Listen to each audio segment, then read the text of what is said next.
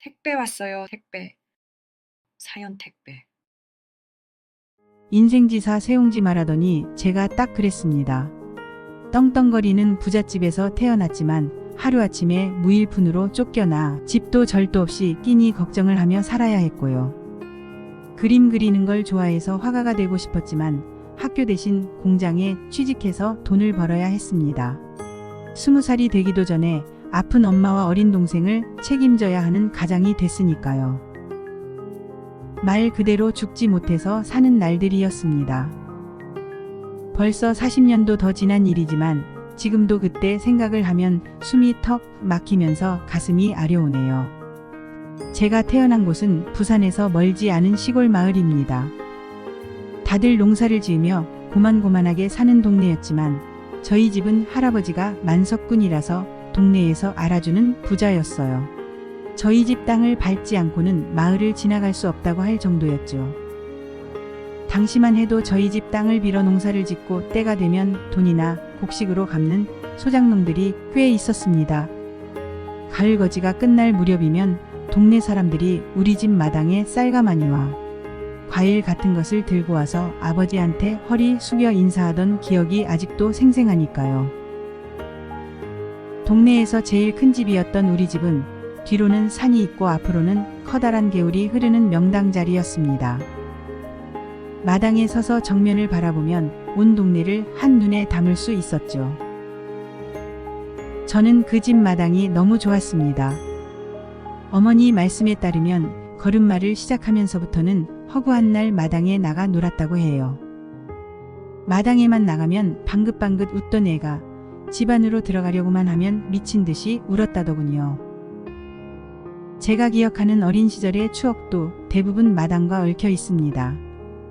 제 몸의 2배가 훌쩍 넘는 두께의 나무 뒤에 숨어 숨바꼭질을 하고 엄마 몰래 토끼를 풀어놓고는 그 토끼를 잡겠다고 온 마당을 뛰어다니며 술래잡기를 했죠. 그러다 고단하면 이파리가 우거진 그늘 밑에서 달디단 낮잠을 잤고요. 봄이면 떨어지는 목련꽃잎을 주우러 다니고 여름엔 모깃불을 피워놓고 수박을 깨먹고 가을이면 따가운 풀밭을 기어다니며 방앗개비를 잡았습니다. 겨울이면 모닥불을 피워 고구마를 구워 먹었죠.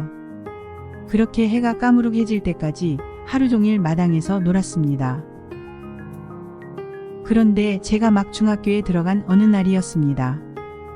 항상 즐거운 기억으로 가득 찼던 그 마당에 처음 보는 여자가 앉아있더군요. 늘 엄마가 앉아있던 포도넝쿨 아래 하얀 의자예요. 그 여자는 학교에서 막 돌아온 저를 보더니 기분 나쁜 웃음을 지어 보였습니다. 너무 시뻘개서 진짜 같지 않았던 입술과 지나칠 정도로 꼬불꼬불한 머리카락, 코가 따가울 정도로 진했던 향수 냄새까지 묘하게 거슬리더라고요. 어린 나이에도 왠지 심상치 않은 느낌을 받았습니다. 애써 그 여자를 무시하고 마당을 거슬러 집 안으로 들어가려는데 안에서 남동생의 울음소리가 들리더군요. 저랑 5살 터울인 남동생은 제가 벙어리라고 놀릴 정도로 큰 소리를 낸 적이 없는데 그날은 집이 떠나가라 목청을 높여서 울고 있었습니다. 깜짝 놀라서 신발을 벗는 둥 마는 둥 툇마루를 뛰어 올라가 방문을 열었죠. 그랬더니 엄마는 주섬주섬 보따리를 챙기고 있었고 잔뜩 겁에 질린 채 울고 있는 남동생 옆에서 아버지라는 사람은 느긋하게 담배를 물고 있었습니다. 아버지는 저를 보자마자 기다렸다는 듯이 이제부터 우리는 남남이니까 어서 빨리 짐 챙겨서 나가라고 독촉을 하더군요. 제 얼굴을 향해 담배 연기를 내뿜으면서 말입니다. 어쩐 일인지 놀라지도 않았어요. 생각보다 이르긴 했지만 드디어 올 것이 왔구나 하는 생각이 먼저 들더군요. 우린 이제 남남이라고 당시 중학생이었던 저에게 아버지가 늘 하던 얘기였으니까요. 아버지는 엄마와 이혼을 하고 그 여자와 이미 재혼을 한 상태였습니다. 그 여자와 아버지는 오랫동안 불륜 관계였고 재혼을 하기 전부터 엄마 보란 듯이 집을 들락거렸죠. 엄마는 조용히 물러나 줄 테니까 애들한테만 들키지 말라고 신신당부를 했더랍니다. 애들이 알게 되면 이혼이고 뭐고 귀신이 돼서라도 들러붙겠다고 으름장을 놔서 그때까지 저랑 동생이 그 여자랑 마주치지 않을 수 있었던 거죠. 아버지는 매일같이 엄마를 들들 볶으면서 제발로 나가떨어지기만을 기다리고 있었고, 그 여자는 자기가 이 집의 안주인이라고 동네방네 소문을 내면서 엄마를 못살게 굴었습니다. 하지만 자식 둘을 데리고 무일푼으로 쫓겨날 수 없었던 엄마는 애들 데리고 살 단칸방이라도 마련해달라며 버티고 있었어요. 아버지가 던진 재떨이에 맞고 발길질을 당하고 차마 입에 담을 수 없는 말들을 들으면서도 엄마는 저와 남동생 때문에 버텨왔던 겁니다. 당시에는 위자료니 재산분할이니 그런 게 있는지도 모르던 때였어요. 이혼 서류도 엄마 몰래 아버지 혼자 도장을 찍고 처리했겠죠. 그래도 엄마는 자기 자식이니까 아버지가 돼서 아이들까지 나 몰라라 하지는 못할 거라고 믿었었나 봐요. 20년 가까이 살 비비고 함께 살았으면서 어쩌면 그리도 남편이라는 사람에 대해 몰랐는지. 아버지는 자식에 대한 정 같은 게 있을 리가 없는 사람이었습니다. 그저 술 좋아하고 여자 좋아하는 남봉꾼이었죠. 동네에서도 관연한 딸 가진 사람은 일부러 피해 다닐 정도였어요.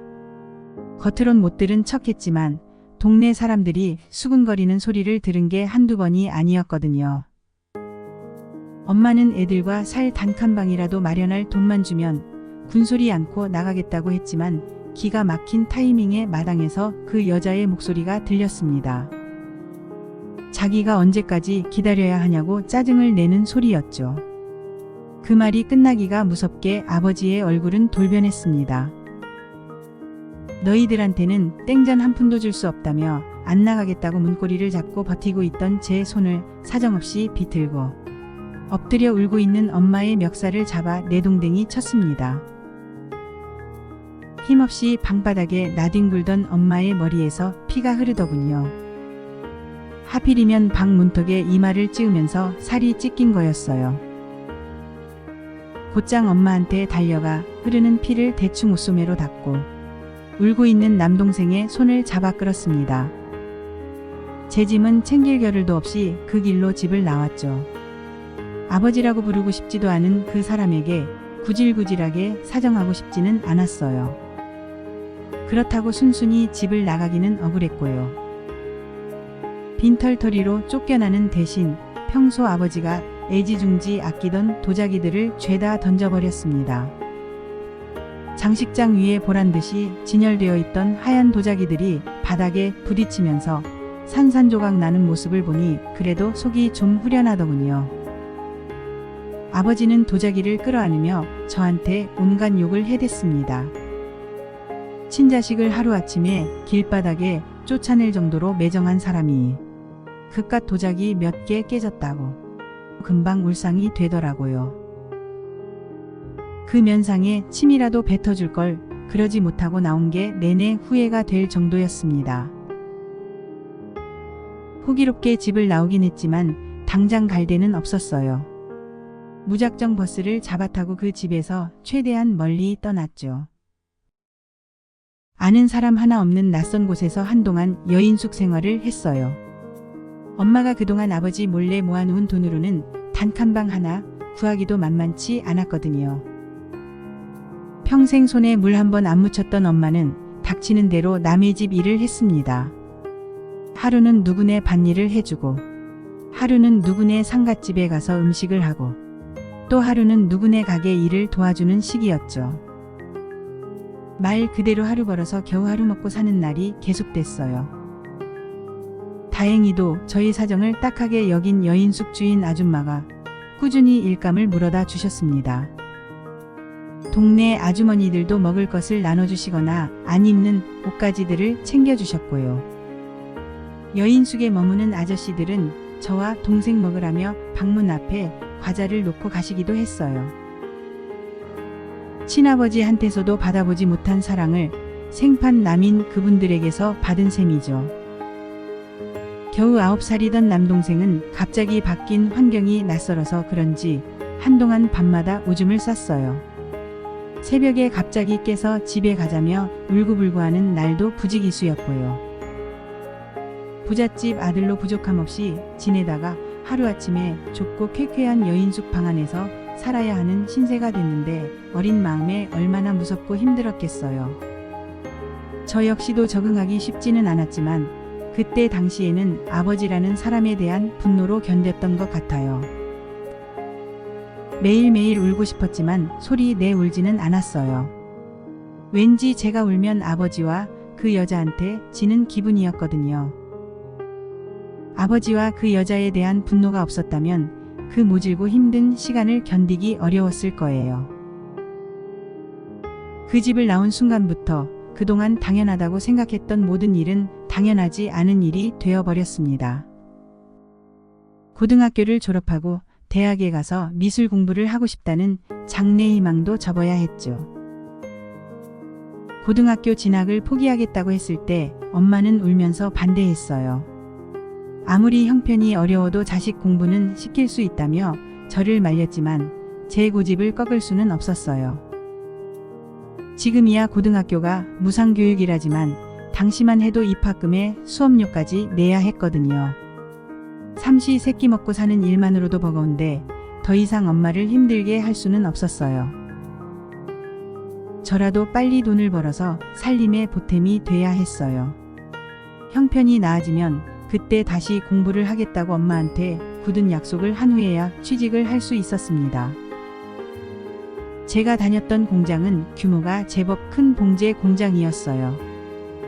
중학교만 졸업한 여자아이가 할 수 있는 일이 많지도 않았지만 봉제 기술을 배워두면 나중에라도 유용할 것 같아서였죠. 게다가 공장에 딸린 기숙사까지 있어서 생활비를 아낄 수 있었거든요. 입을 하나라도 덜면 엄마가 무리해서 일을 하지 않아도 됐어요.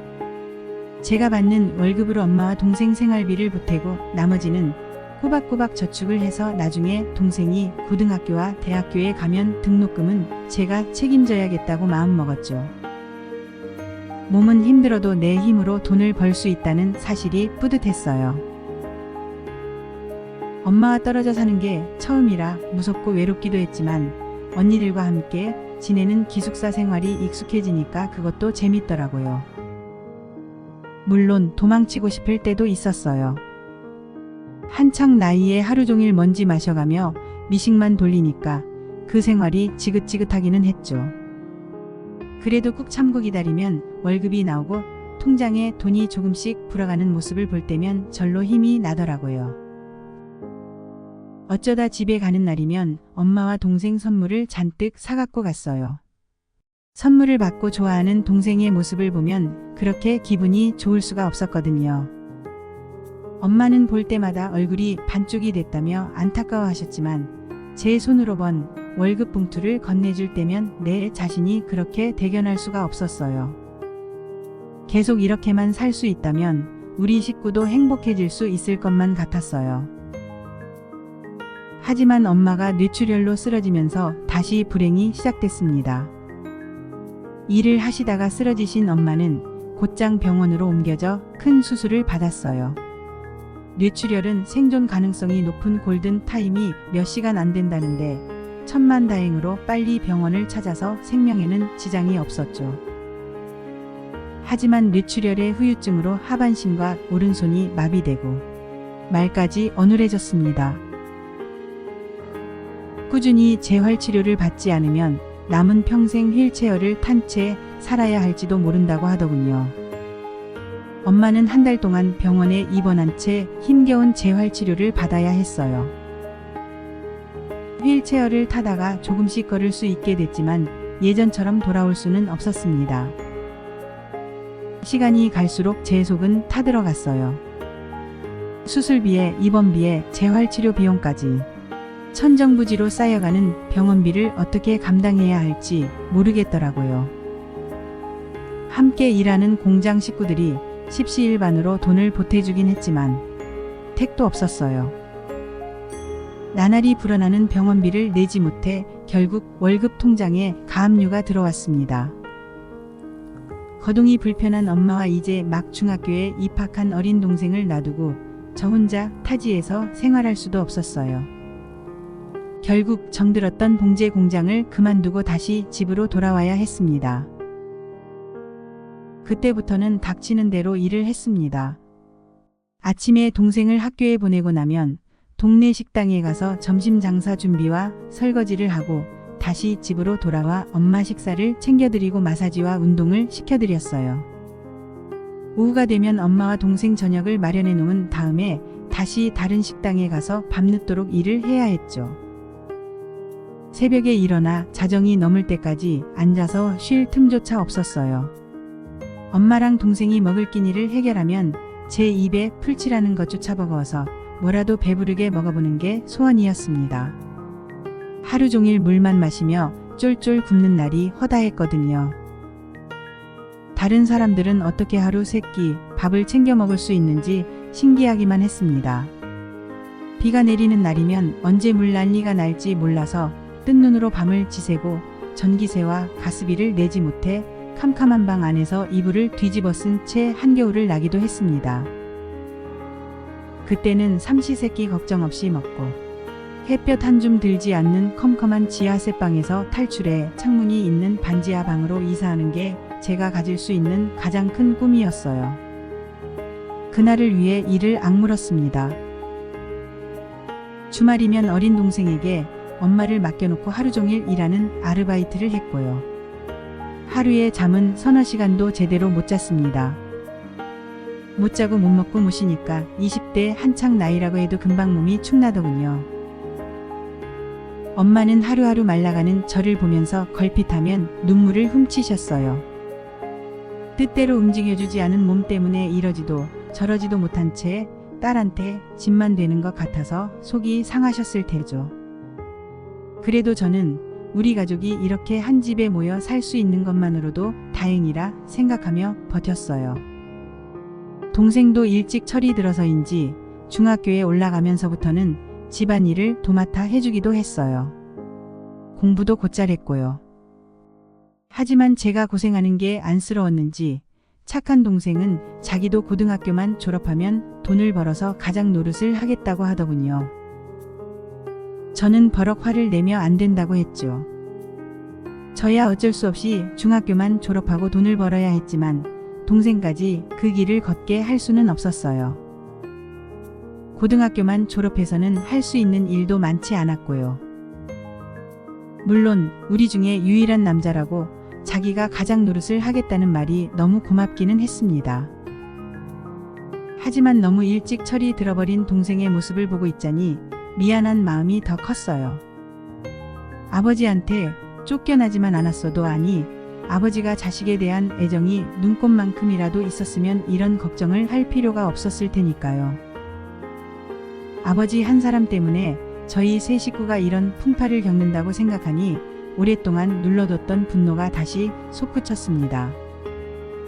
언젠가는 당신이 버린 자식 이렇게 잘 자랐다는 걸 보여주고 싶었어요.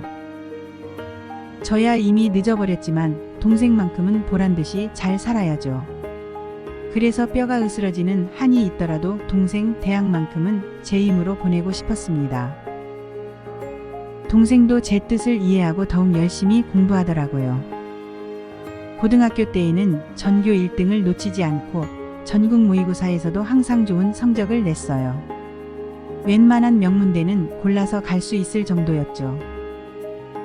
하지만 동생은 4년 내내 장학금을 받을 수 있는 대학으로 진학하겠다며 성적보다 한참 낮은 대학을 가려고 고집을 부렸어요. 그때도 저는 안 된다며 뜯어말렸죠. 동생이 등록금 때문에 그런 선택을 하려는 걸 너무도 잘 알았기에 더더욱 말릴 수밖에 없었어요.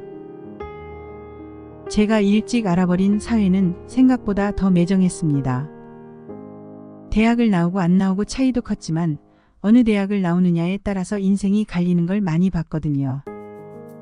자기가 어느 대학을 나왔다 라고 대놓고 으스대는 사람들은 보면 한심하기도 했지만 그런 사람들이 대접받는 세상이니 어쩌겠습니까? 등록금은 제가 어떻게든 마련하겠다고 큰 소리를 치고 동생을 명문대에 보냈어요. 처음 입학금을 마련할 때는 앞이 캄캄했지만 일을 몇 개 더 늘리고 여기저기 친한 사람들에게 빚까지 져가면서 겨우 기간 안에 입학 등록을 했죠. 동생도 대학 다니는 내내 온갖 아르바이트를 하며 등록금을 보탰습니다. 그 와중에도 잠 줄여가며 공부를 해서 장학금을 받기도 했고요. 동생이 대학생이라는 사실이, 그것도 우리나라에서 손꼽히는 명문대생이라는 사실이 그렇게 뿌듯할 수가 없었어요. 저는 못 먹어도 동생만큼은 잘 먹이려고 했고, 남들이 내다 버리는 헌옷을 주워 입으면서도 동생한테는 번듯한 새 옷을 사서 입혔어요. 마치 동생이 잘 되는 것만이 제 삶의 유일한 목표인 듯 말이죠. 단칸방에 세 식구가 비좁게 살면서 월세를 내지 못해 살던 집에서 쫓겨나고 전기와 수도가 끊기는 일도 왕왕 있었지만 나아지리라는 희망이 있었기에 웃으면서 견딜 수 있었어요. 그리고 그 희망에 부응하듯 동생은 대학을 졸업하자마자 번듯한 대기업에 취직을 했고요. 동생이 첫 월급을 받아오던 날 정말 깜짝 놀랐습니다. 제가 상상할 수 없는 금액이 월급으로 들어왔더라고요. 제가 새벽부터 밤늦게까지 하루도 쉬지 않고 일하면서 벌었던 돈과는 비교가 되지 않았죠. 덕분에 초라하기 그지없던 살림이 눈에 띄게 좋아졌습니다. 허리띠 졸라매며 아끼고 또 아껴서 평생 소원이었던 내 집 장만도 하게 됐어요. 성격이 꼼꼼하고 딱 부러지는 동생은 재테크에도 밝아서 경매로 나온 집을 아주 싼 값에 살 수 있었거든요. 월세를 안 내도 되고 쫓겨날 염려도 없는 진짜 우리 집에 이사를 가던 날은 지금도 잊을 수가 없습니다.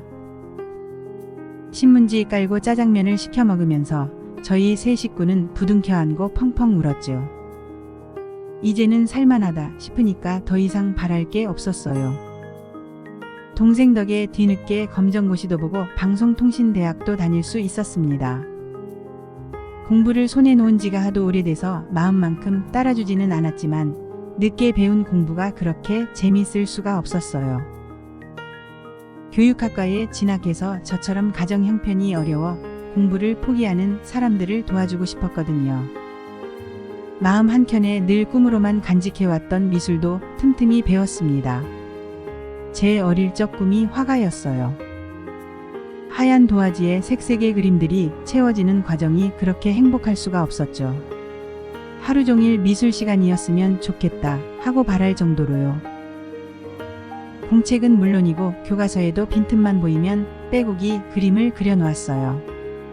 그 집에서 쫓겨나면서 화가가 되겠다는 꿈은 모두 물거품이 되고 말았지만 아마도 제 인생에서 가장 행복했던 시간이었을 거예요. 2번 다시 오지 않을 것만 같았던 시간을 나이 42 다 돼서 다시 되찾을 수 있었어요. 지역의 평생교육원에서 사람들을 가르칠 수 있는 기회도 생겼고요. 엄마도 꾸준히 운동을 한 탓에 웬만한 일상생활은 할 수 있을 정도로 회복됐습니다. 동생도 늦게나마 장가를 가서 알콩달콩 재미나게 가정을 꾸리고 있었고요. 모든 일이 순조롭게만 흘러갔습니다. 하지만 호사다마라고 했던가요. 어느 날 제 앞으로 그 집을 상속받았다는 안내서가 도착했어요. 비참하고 끔찍했던 기억만 남은 그 집을 떠난 지 30년이 다 돼가는데 말이죠. 도대체 무슨 일인가 싶어서 알아봤더니 얼마 전 아버지가 돌아가시고 그 집이 장녀인 저한테 상속됐다는 거예요. 당연히 상속의 1순위는 그 여자와 그 여자가 낳은 자식일 텐데 의아했죠. 그런데 그 여자는 무슨 마음이었는지 상속을 포기하고 어딘가로 떠난 후였습니다. 속사정을 모르는 사람들은 인생 역전이 따로 없다며 제가 로또에 당첨이라도 된 것처럼 얘기하더군요. 하지만 애물단지도 그런 애물단지가 없었습니다. 그 집은 제 인생에서 지우고 싶은 흑역사이자 2번 다시 떠올리고 싶지 않은 악몽과도 같았어요. 돈 때문에 아내와 자식이 있는 남자와 바람을 피웠던 그 여자가 아버지의 재산을 마다할 리가 없잖아요. 뒤도 돌아보고 싶지 않았던 고향집을 찾아가 속사정을 알아본 후에야 알 수 있었어요. 그 여자가 왜 상속을 포기했는지 말이에요. 30년 만에 본 그 집은 제 기억 속의 모습과는 완전히 달랐어요. 집들이 옹기종기 모여있던 동네는 사람들이 다 도시로 빠져나가 폐허가 된 집들로 가득했고요. 어린 시절에 넓고 으리으리했던 그 집은 군데군데 칠이 벗겨지고 딱 무너지기 일보 직전이었죠. 게다가 집을 담보로 얼마나 대출을 받았는지 남아있는 빚도 많더라고요. 그럼 그렇지. 다만 얼마라도 돈이 되는 거였으면 그 여자가 절대 상속을 포기할 리가 없었을 겁니다. 하지만 사람도 없는 시골 마을에서 집이 팔릴 리도 없고 상속받아봤자 꼬박꼬박 빚을 갚아야 하니까 저한테 떠넘긴 거죠. 졸지에 저는 1가구 2주택자가 돼서 세금도 많이 내게 된 데다가 그토록 증오하던 아버지와 그 여자가 진 빚까지 갚아야 했어요. 상속을 포기하고 싶어도 제 맘대로 할 수가 없는 데다가 절차도 복잡했어요. 빨리 처분을 하고 싶어서 곧바로 부동산에 내놨지만 몇 년이 지나도록 사겠다는 사람이 없었고요. 헐값에 땅만이라도 사겠다는 사람이 있긴 했지만 집을 철거하는 비용이 더 들었어요. 이러지도 저러지도 못한 채 밑 빠진 독에 물만 붓고 있었죠. 아버지는 죽어서도 저희 식구를 괴롭히고 있었습니다. 그렇지만 이미 이 세상 사람이 아닌데 미워하면 또 뭘 하겠습니까? 괜히 제 속만 상하고 저만 더 비참해질 뿐인데요. 이왕 이렇게 된 거 엄마 돌아가시면 여기 집을 팔고 저 혼자 내려가서 살 생각으로 집을 수리하기 시작했어요. 당시엔 은퇴하고 시골에 내려가 사는 사람들이 한옥집을 짓는 게 막 유행이었거든요. 그래서 직접 한옥을 지을 수 있도록 방법을 가르쳐주는 한옥집 짓기 학교 같은 게 있었어요. 거기서 방법을 배워서 쉬는 틈틈이 고향에 내려가 제 손으로 직접 그 집을 고쳤죠. 한옥의 겉모습은 최대한 살리고 내부는 살기 편하게 현대식으로 인테리어를 전부 다 바꿨어요. 제가 살 집이라고 생각하니까 하고 싶은 대로 마음껏 예쁘게 꾸미고 싶더라고요. 몇 년에 걸쳐 완성된 집은 제가 보기에도 훌륭해 보였습니다. 마치 잡지에 나오는 집 같았어요. 예쁜 집으로 제법 소문이 나서 지역 신문에도 나오고 이후에는 유명한 잡지에도 그 집이 실리게 됐죠. 그랬더니 여기저기서 연락이 쏟아졌습니다. 그 집을 사고 싶다는 사람도 있었고 며칠만이라도 머물고 싶다는 사람들도 많았어요. 내친 김에 숙박업 등록을 하고 펜션을 시작했습니다. 집 바로 뒤에는 나지막한 야산이 있어서 산책하기 좋았고 집 앞으로는 개울이 흐르고 있어서 물장구 치기에도 좋았거든요. 조용하고 한적해서 바쁜 일상을 떠나 쉬고 싶은 사람들에게 최적의 장소라는 생각이 들었어요. 주변으로 꽃나무를 심고 개울에는 사람들이 쉬어갈 수 있는 자그마한 정자도 만들었습니다. 마을을 살린다는 명목으로 지자체의 도움도 받을 수 있었어요. 한옥의 멋스러운 외관은 그대로 간직한 채 요즘 사람들이 좋아하는 스타일로 집안을 꾸몄더니 펜션은 제법 인기가 좋았어요. 번거롭게 어중이 떠중이 손님을 받기 싫어서 독채로만 운영했더니 오히려 더 사람들의 관심이 집중됐어요. 지금이야 독채 펜션들이 많이 생겼지만 당시에는 흔치 않았거든요. 꽤 비싼 가격에도 불구하고 주말이면 가족 단위로 여행을 오거나 한 달씩 머물다 가는 사람들이 많았어요. 한번 머물다 간 사람들이 인터넷 블로그 같은데 사진과 글을 올리면서 입소문도 꽤 났고요. 몇 달씩 예약이 밀려있는 경우도 생겼답니다. 소문은 입에서 입을 타고 그 여자의 귀에까지도 들어간 모양이었어요. 벼랑간 저한테 연락을 해서는 뒤늦게 상속권을 주장하더라고요. 원래는 자기 거니까 지금처럼 계속 장사를 하고 싶으면 자기한테 자릿세를 내라고요. 기가 막혀서 콧방구도 나오지 않았습니다. 내가 왜 그래야 하냐고 하니까 네가 이렇게 잘된 건 자기가 집을 포기한 덕분이니 이대로 입을 닦으면 양아치가 따로 없다고 동네가 떠나갈 듯이 고래고래 소리를 치더군요. 억장이 무너졌습니다. 입으로 쏟아낸다고 다 말인 줄 아나 봐요. 우리 식구들이 그 집에서 어떻게 쫓겨났는지 두 눈으로 똑똑히 보고도 어쩜 그런 말을 할 수가 있는지 제 머리로는 도저히 이해가 안 됐어요. 대꾸할 가치도 없어서 전화가 올 때마다 그냥 끊어버렸습니다. 나중에는 아예 받지를 않았고요. 그랬더니 그 집으로 찾아가 온갖 진상짓을 하더군요. 손님이 머무는 펜션에 걸핏하면 찾아와서 쾅쾅 문을 두드리고 아이들 손님까지 있는 정자에 드러누워 소주를 병째 들이키면서 온갖 욕을 하면서 술주정을 부렸습니다. 말리는 손님이랑 시비가 붙어서 경찰까지 출동한 적도 여러 번이고요. 웬 이상한 아줌마가 대문 앞에 드러누워서 사장 부르라며 소리치고 있다는 손님의 전화를 받고는 부랴부랴 그 집으로 향했죠.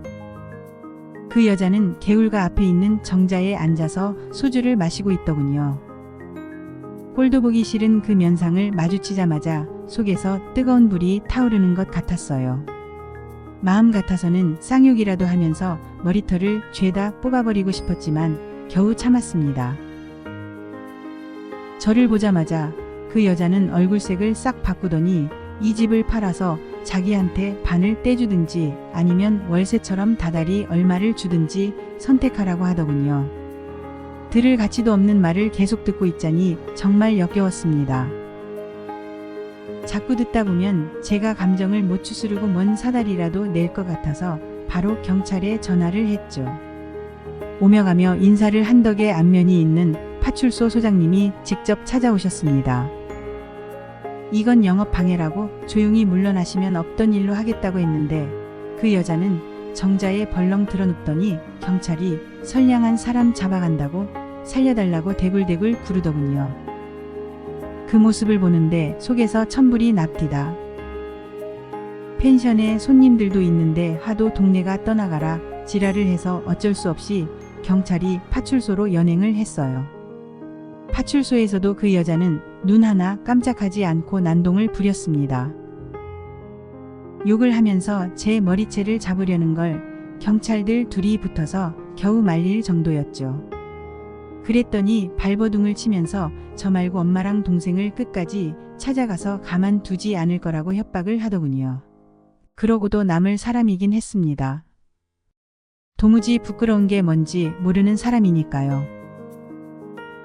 영업방해죄로 고소해봐야 벌금 얼마 받고 나올 게 뻔했어요. 그 집이 남아있는 한 그 여자는 계속해서 돈을 달라고 저를 괴롭히겠죠. 행여 엄마나 동생을 찾아가는 일이라도 생기면 그때는 제가 무슨 일이라도 저지를 것만 같았어요. 너 죽고 나도 죽자라는 심정으로 그 여자에게 달려들 뻔했습니다. 그때였어요. 파출소 문이 열리면서 젊은 청년 하나가 들어오더군요.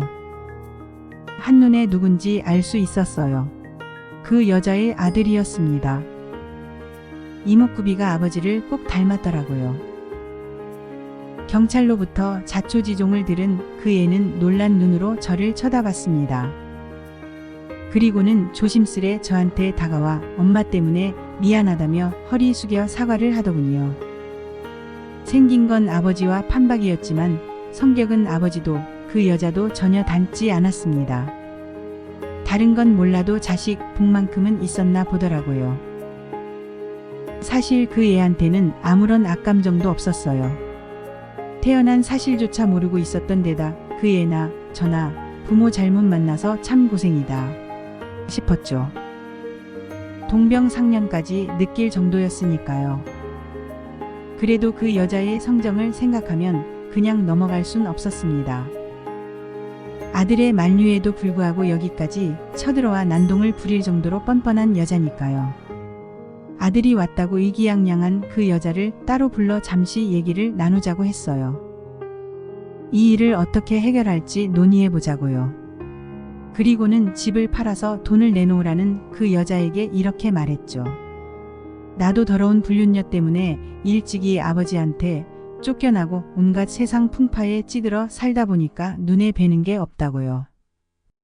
지금 그만둔다면 아들을 봐서라도 조용히 물러나겠지만 한 번만 더 이런 일이 생기면 그때는 아들 회사로 찾아가서 모자 밥줄을 끊고 얼굴도 못 들고 다니게 할 거라고요. 아들 이름이랑 연락처까지 다 아니까 하나뿐인 아들 멀쩡히 사회생활하게 하려면 처신 똑바로 하라고 했죠.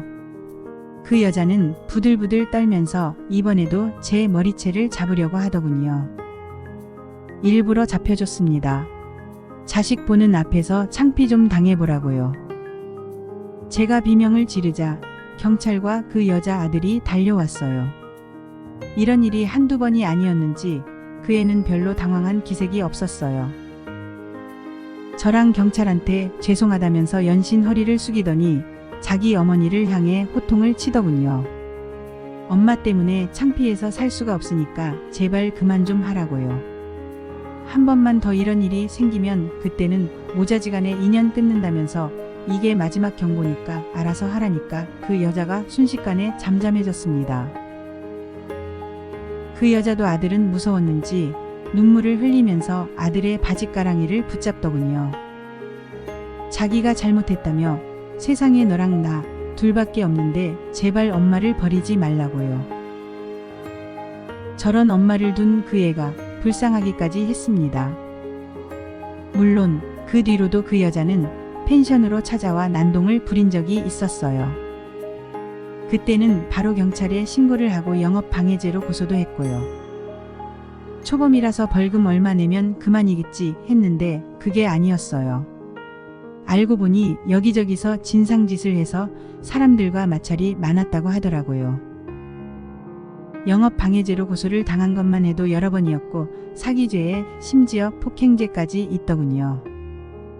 저한테 한 짓을 보면 다른 사람한테도 어땠을지 안 봐도 훤히 알겠더라고요. 결국 상습범으로 징역을 살게 됐습니다.